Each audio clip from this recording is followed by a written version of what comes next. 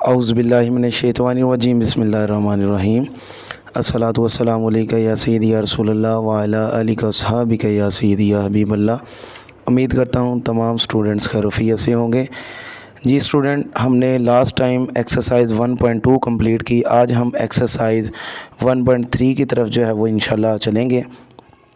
उससे पहले मैं आपको एक छोटी सी डेफिनेशन जो है वो क्लियर कर दूं। Complex polynomial as a product of linear factor, कि आपने कॉम्प्लेक्स पोलिनोमियल्स को जो है वो प्रोडक्ट ऑफ लीनियर फैक्टर्स में कन्वर्ट करना है।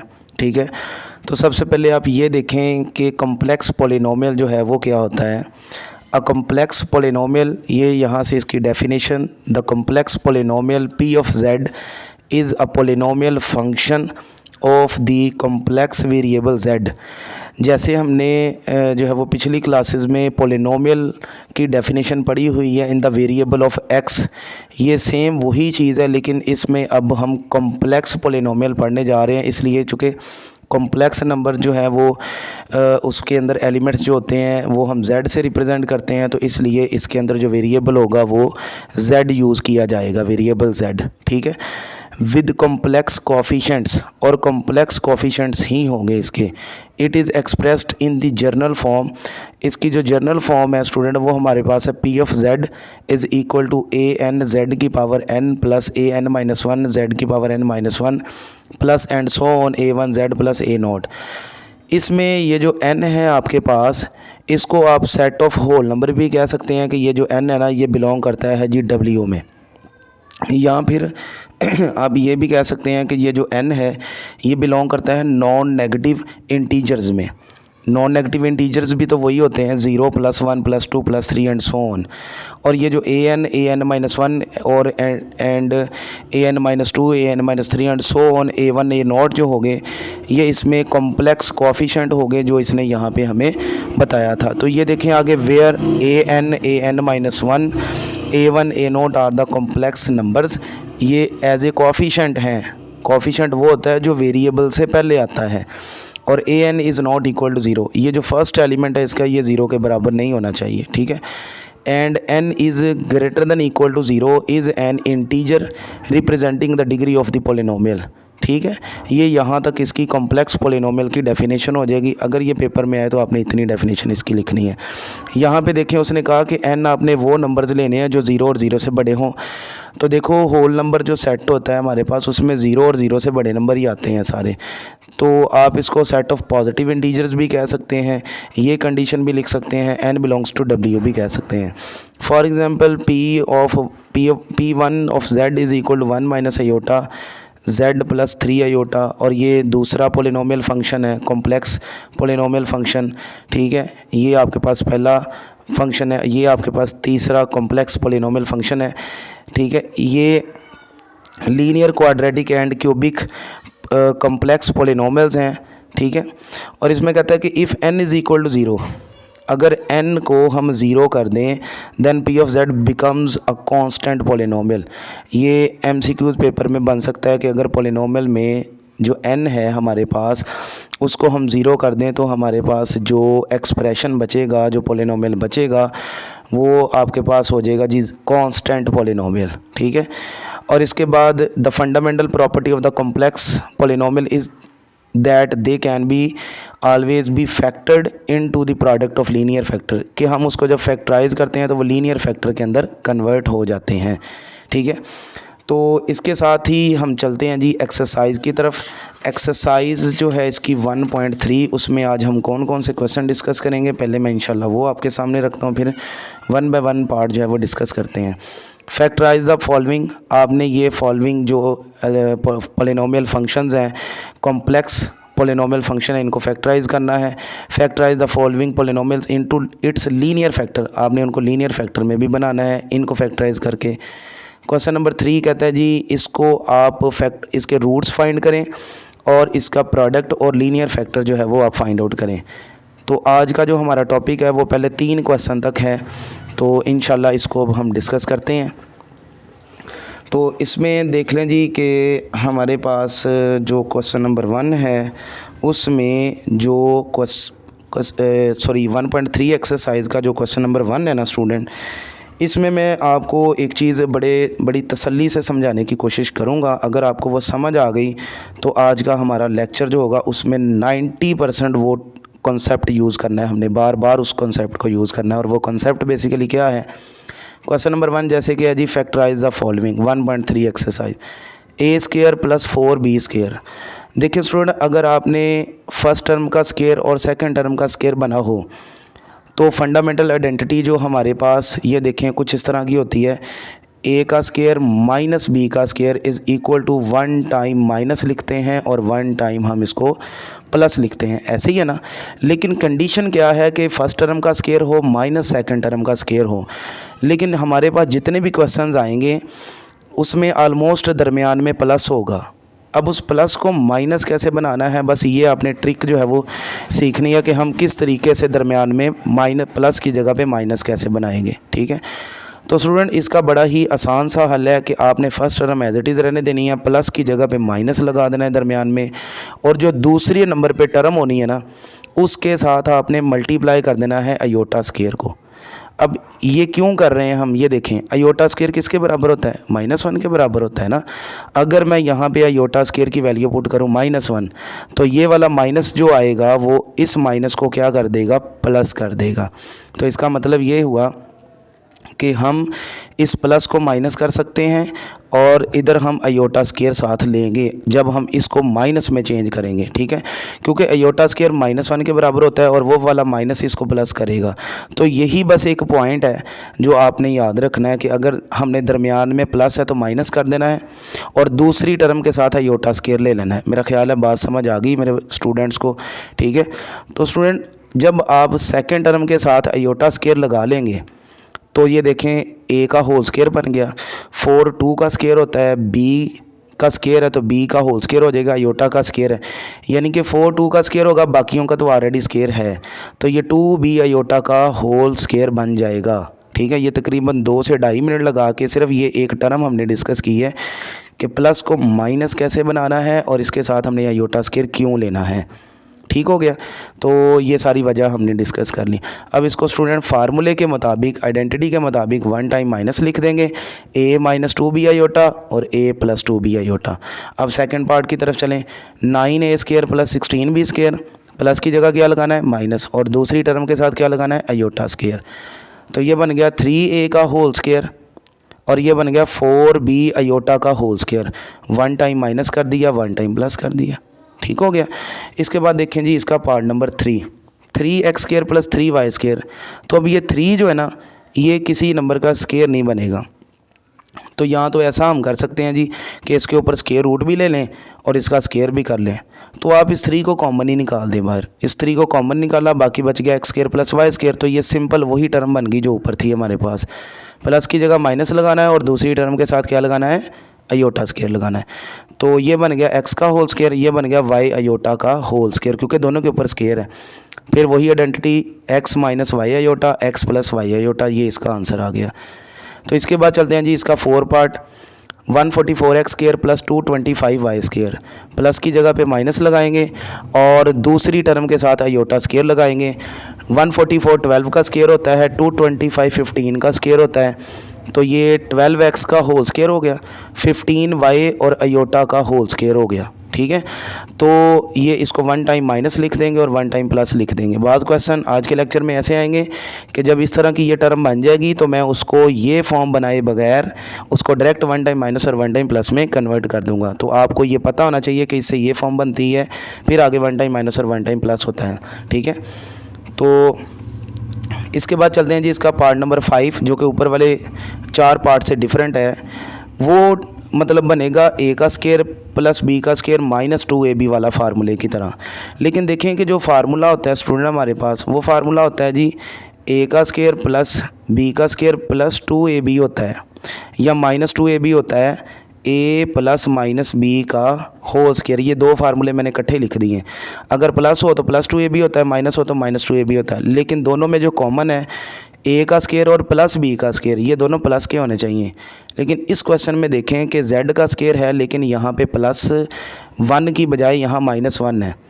अगर हम ये देखें, अगर हम प्लस को माइनस बना सकते हैं तो फिर हम माइनस को प्लस भी बना सकते हैं। वो कैसे? ये देखें, आपने क्या करना है जी, इस माइनस को प्लस बना देना है, इस माइनस की जगह प्लस लगा देना है और इस 1 को अयोटा स्केयर से मल्टीप्लाई कर देना है। अयोटा स्केयर चूँकि -1 के बराबर होता है तो माइनस प्लस क्या हो जाएगा, माइनस, साथ में 1 आ जाएगा, वही स्टेप बन जाएगा प्रीवियस। यानी जो लॉजिक हमने इन 4 पार्ट के अंदर सीखी है उसका उलट जो आपने इधर करना है। उधर प्लस से माइनस बनाते हैं, इधर माइनस से प्लस बनाएंगे। तो अब ये देखें जी, ये बन गया z का whole square, 1 multiply iota square, iota square, iota का होल स्केयर यानी a का स्केयर प्लस b का स्केयर, -2 a z है और b अयोटा है 2ab, तो z माइनस अयोटा का होल स्केयर हो गया। इसको आप 2 दफ़ा भी लिख सकते हैं, लेकिन प्लस माइनस में नहीं मैं कह रहा, 2 दफ़ा लिख सकते हैं, z minus iota, z minus iota. Part number 6 जो है इसका, z का स्केयर प्लस 6z प्लस 13। अब स्टूडेंट इसका ना तो स्केयर कंप्लीट हो रहा है, ठीक है, और ना ही इस पे इसके कोई फैक्टर बन रहे हैं, ठीक है। तो अगर तो इसका स्केयर कंप्लीट करना है तो कंप्लीटिंग स्केयर मेथड हम इस पे अप्लाई कर सकते हैं, लेकिन फैक्टराइजेशन के बाद जो होता है वो हम ज़्यादातर क्वाड्रेटिक फार्मूला यूज़ करते हैं, ठीक है। तो z स्केयर का कोफिशिएंट 1 है, a की वैल्यू 1 है, z का कोफिशिएंट b है, b की वैल्यू 6 है और ये c 13 आ गया। We know that quadratic formula हमने मैट्रिक में पढ़ा हुआ है, z इज़ इक्वल टू, क्योंकि ये कॉम्प्लेक्स पॉलिनोमियल फंक्शन है ना तो इसलिए z आएगा। तो ये आपके पास आ गया जी -b plus -b square -4ac over 2a। तो b की वैल्यू ac ओवर a की वैल्यू पुट की हमने, 6 का स्केयर 36 आ गया, 13 को 4 से मल्टीप्लाई किया -52 आ गया, इन दोनों को सॉल्व किया -16 आया, ये -6 एज इट इज़ साथ चलता आएगा। अब स्टूडेंट यहाँ पे ये जो टर्म है √16, ये देखें मैं इसको ऐसे लिख सकता हूँ 16 मल्टीप्लाई बाय -1, तो 16 का स्केयर रूट जो होता है स्टूडेंट वो 4 होता है, √1 जो होता है वो अयोटा के बराबर होता है। तो फिर 16 का -16 का स्केयर रूट आएगा 4 अयोटा। अब आपने इसको 1 टाइम प्लस में लिखा, 1 टाइम माइनस में लिख दिया, ठीक है। और इस 2 ने इस 6 को 3 कर दिया, इस 2 ने इस 4 को 2 कर दिया जब ये 2 अलग अलग डिवाइड हुआ। इसी तरह ये सीन हो गया, ये माइनस माइनस में है, ये प्लस माइनस प्लस में है। चूँकि हमने लीनियर फैक्टर मतलब फैक्टर्स बना रहे हैं हम, तो ये माइनस का 3 इधर जाके प्लस हो गया, ये प्लस का 2 अयोटा इधर आके माइनस हो गया। इसी तरह ये भी फैक्टर इसके साथ ही जोड़ दें आप कि ये माइनस का 3 इधर आके प्लस हो गया, ये माइनस का 2 इधर आके प्लस हो गया। तो ये आपका पार्ट नंबर 6 जो है वो कंप्लीट हो गया। इसके बाद चलते हैं जी इसके पार्ट नंबर 7 की तरफ। पार्ट नंबर 7 पे भी हमने स्टूडेंट क्वाड्रेटिक फार्मूला लगाना है। a की वैल्यू 1, b की वैल्यू 4, c की वैल्यू 5। फार्मूला लिखा, फार्मूले में वैल्यू पुट की हमने, ये सारी डायग्राम आपके सामने है, ठीक है। तो वैल्यूज़ पुट करें, ये मैट्रिक वाला ही हमारा सारा काम है। स्केयर रूट ऑफ -4, जैसे मैंने वो टर्म समझाई थी, आप इसको ऐसे लिख सकते हैं 4 मल्टीप्लाई बाय -1। तो 4 का स्केयर रूट 2 होता है, √1 अयोटा के बराबर होता है। तो 2 अयोटा आ जाएगा, इसको हम 1 टाइम प्लस लिखेंगे, 1 टाइम माइनस लिखेंगे, ये 2 अलग अलग डिवाइड होगा, ठीक है।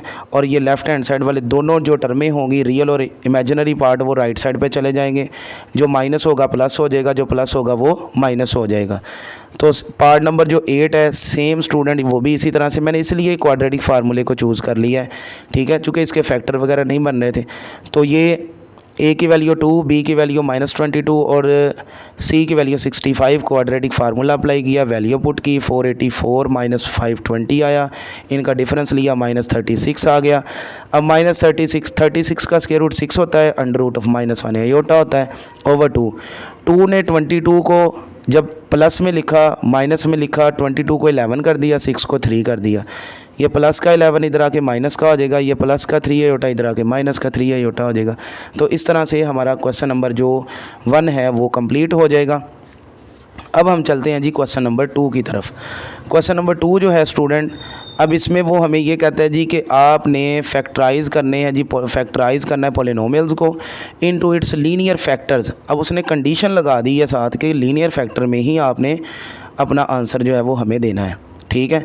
तो स्टूडेंट इस पे अब देखें, z का क्यूब प्लस 8 है, 8 जो है इसको मैं 2 का क्यूब लिख सकता हूँ, यानी कि ये देखें ना 2 मल्टीप्लाई 2 हो तो ये आपके पास 8 बनता है, 1 1 1, 2 की पावर 3 8 के बराबर होती है।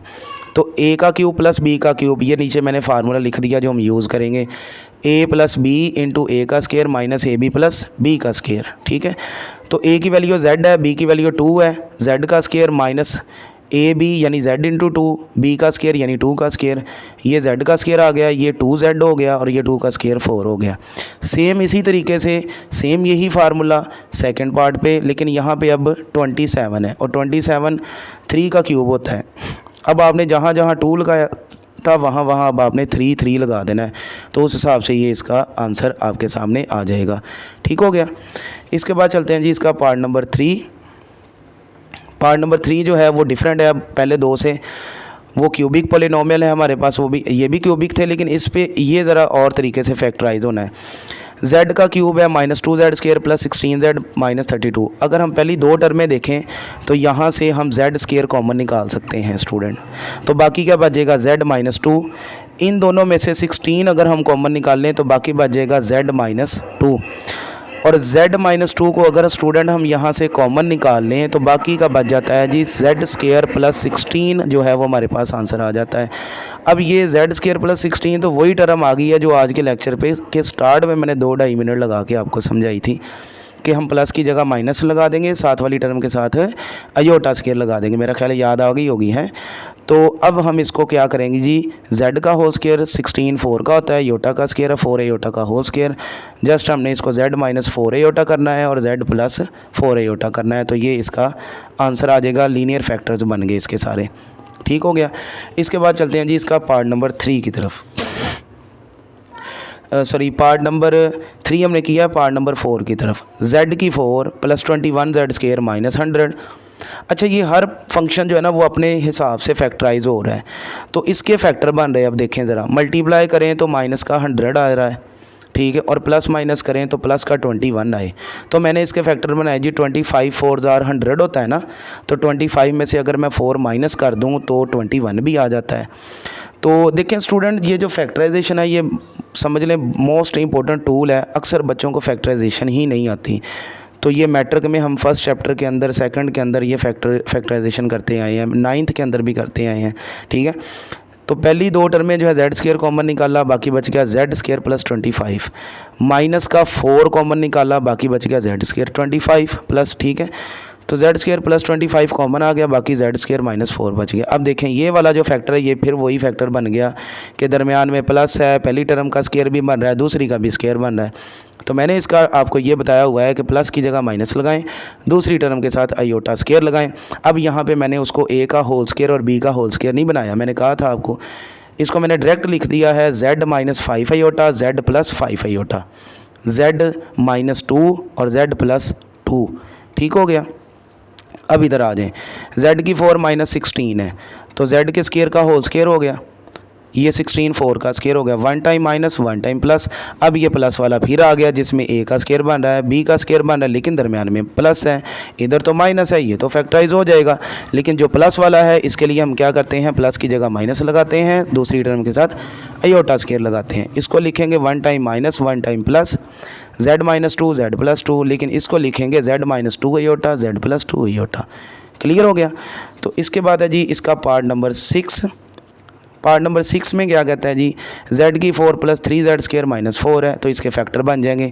मल्टीप्लाई करें तो -4 आए, प्लस करें तो प्लस का 3 आना चाहिए, तो 4 1 ज़ा 4, लेकिन 4 लेंगे प्लस का और 1 लेंगे माइनस का, तो इन दोनों में से z स्केयर कॉमन आ गया, बाकी बच गया z स्केयर प्लस 4। इसमें से सिर्फ -1 कॉमन आया, z स्केयर प्लस 4 बच गया। z स्केयर प्लस 4 हमने स्टूडेंट कॉमन निकाल लिया, बाकी बच गया z स्केयर -1। तो ये जो प्लस वाला है, देखिए मैंने कहा था ना कि आज के लेक्चर में ये तकरीबन 90% ये टर्म यूज़ होने वाली है। तो हमने प्लस की जगह माइनस और दूसरी टर्म के साथ अयोटा स्केयर लगाना है।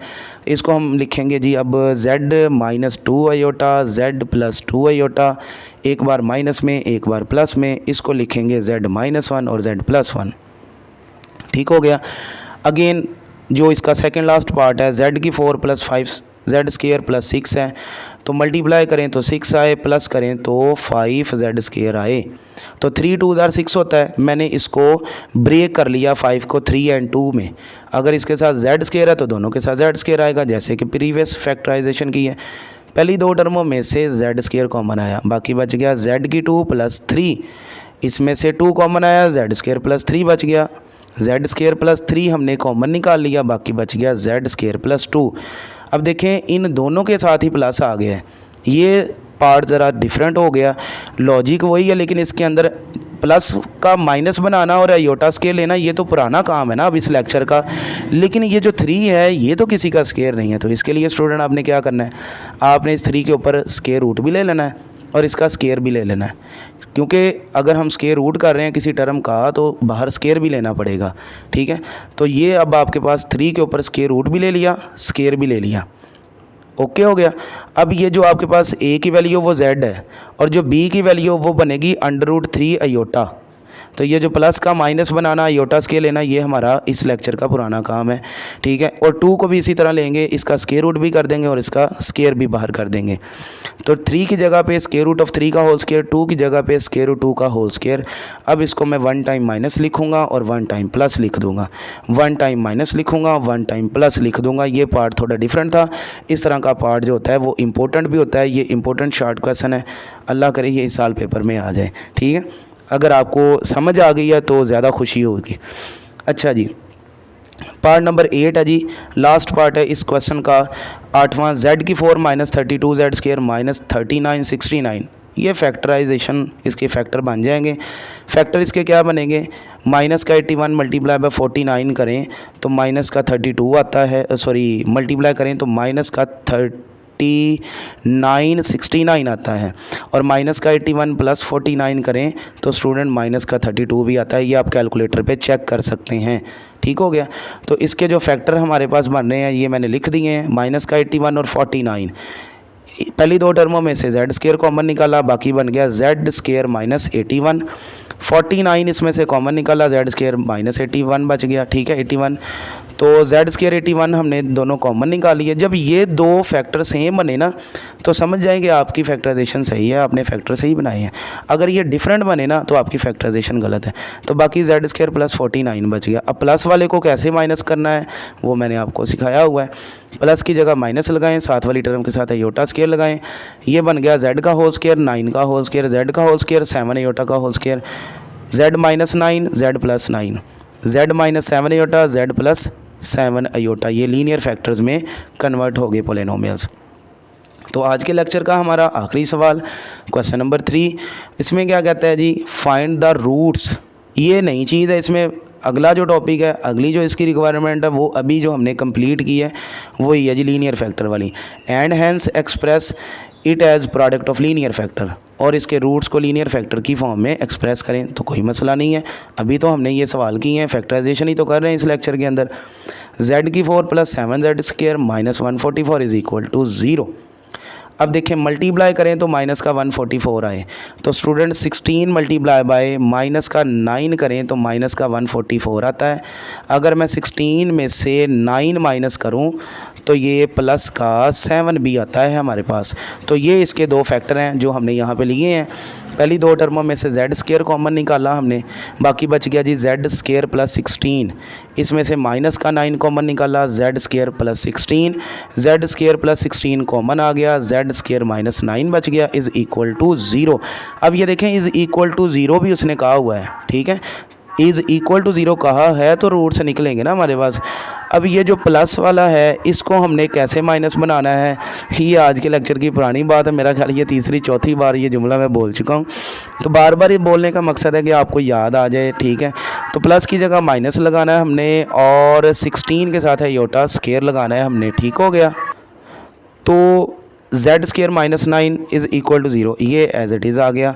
अब इसको क्या करेंगे जी, Z - 4 iota, Z + 4 iota, Z - 3 आ जाएगा, जेड + 3 आ जाएगा।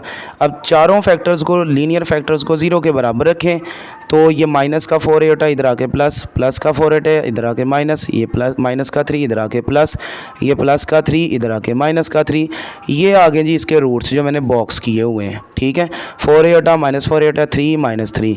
अब लीनियर फैक्टर्स जो हैं इसके, ये जो मैंने बनाए थे, इक्वलिटी ख़त्म कर दें इसकी, तो ये सारे फैक्टर जो मैंने यहाँ पे लीनियर जो फैक्टर बनाए ये सारे लीनियर है। लीनियर फैक्टर वो होता है जिसमें पोलिनोमियल में का वेरिएबल है जो उसकी डिग्री है वो 1 हो। तो ये है जी आपका आज के लेक्चर का क्वेश्चन नंबर 3 और इसी के साथ हमारा लेक्चर हुआ मुकम्मल। उम्मीद करता हूँ आपको पहले 3 क्वेश्चन समझ आ गए होंगे। फिर भी अगर किसी भी क्वेश्चन में किसी स्टूडेंट को मसला हो कमेंट्स कीजिएगा, इंशाल्लाह आपकी प्रॉब्लम सॉल्व की जाएगी। बाकी दुआ में याद रखिएगा, अपना ख्याल रखिएगा। अल्लाह हाफिज़।